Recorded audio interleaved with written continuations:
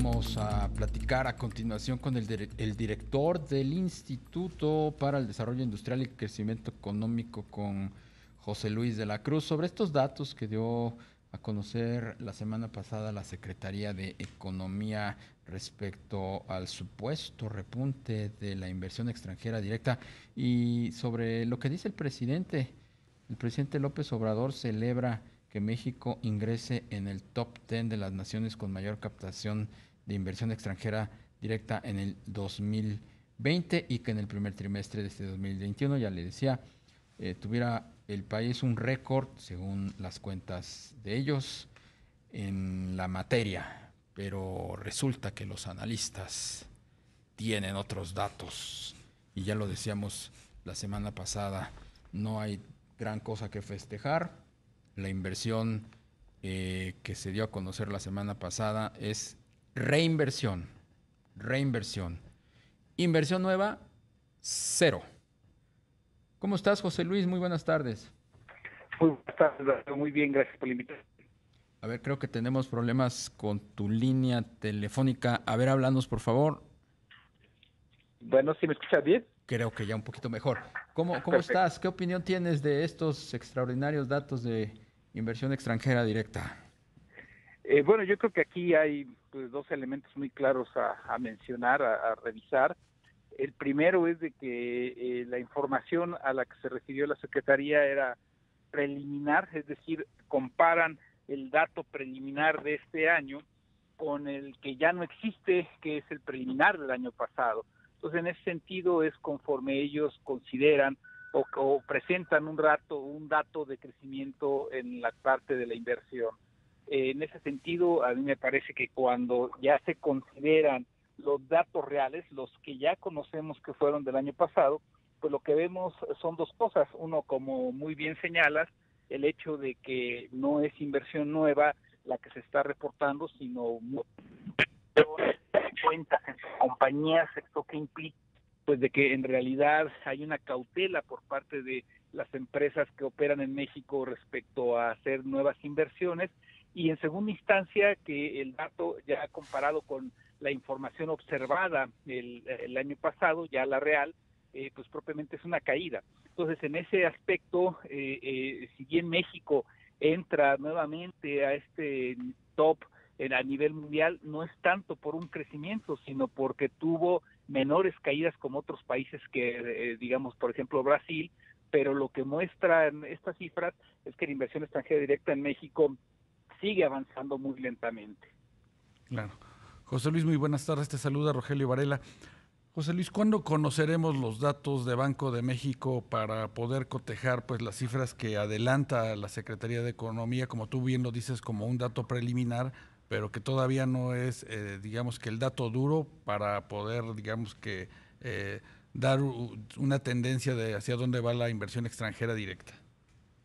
Bueno, sí tendremos que darnos a que termine propiamente el segundo trimestre del año, cuando se presentan las cifras del siguiente trimestre, en este caso del segundo, es cuando tendremos ya mayor certeza sobre lo que ocurrió en realidad en el primero, pero desde mi punto de vista lo que estas cifras ya adelantan es de que en realidad en el mejor de los casos la inversión extranjera directa habría tenido o un desempeño positivo marginal respecto a lo que ocurrió el año pasado, o en realidad va a acabar presentando una caída, porque en estricto sentido lo que se reportó fueron pues movimientos entre empresas, entre compañías, las subsidiarias en México, que esas tienen pues mayor certeza. Yo me parece que va a ser difícil que se presenten nuevas inversiones, porque al menos otras variables vinculadas con esto, como es la importación de bienes de capital y la inversión que ya conocemos hasta el mes de febrero, ya la inversión total, pues lo que presentan son caídas en realidad. Entonces, me parece que va a ser complejo que veamos mejores números en lo que corresponde a inversión extranjera directa. ¿Cuál es la razón de esas caídas y de esas o esos crecimientos en todo caso muy marginales? ¿A qué se le podrían atribuir?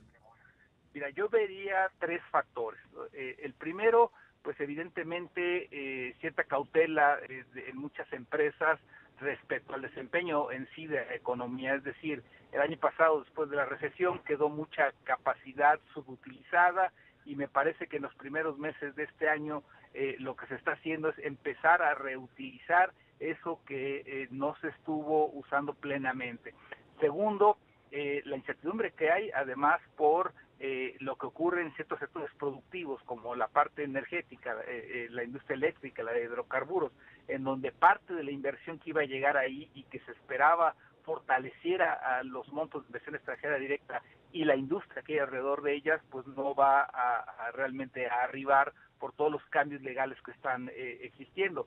Y tercero, también me parece por el hecho de que en realidad la perspectiva que se tiene para el cierre de este año y los años por venir es de un crecimiento económico en realidad modesto. Es decir, una vez que pasa el rebote del segundo y tercer trimestre de este año, en realidad lo que veremos es una economía que se va a desempeñar de manera muy modesta, y que entonces en realidad pues todavía no se observa la necesidad de hacer grandes inversiones.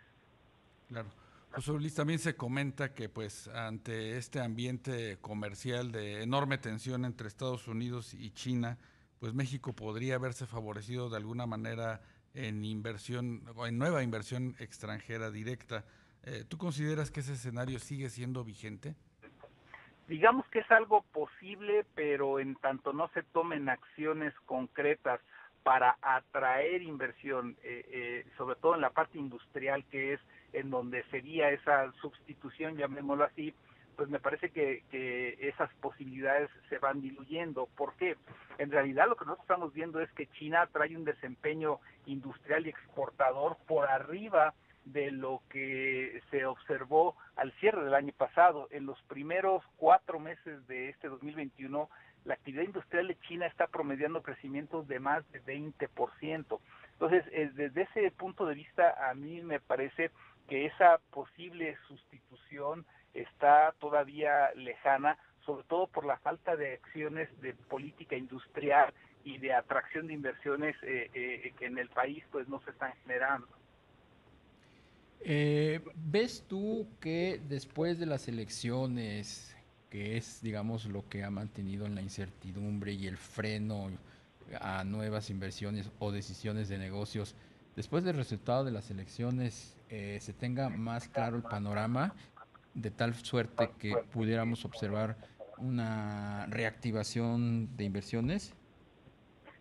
Mira, a mí me parece que sí, un factor que ha puesto cierto stand-by en las decisiones de inversión, evidentemente son las elecciones, no tanto porque, digamos, pueda existir un gran cambio en cuanto a la composición del Congreso, sino en realidad para ver si el presidente va a contar con la mayoría legislativa que requiere para hacer ciertos cambios. Entonces, en ese sentido, sí podría existir ahí alguna moderación en la inversión.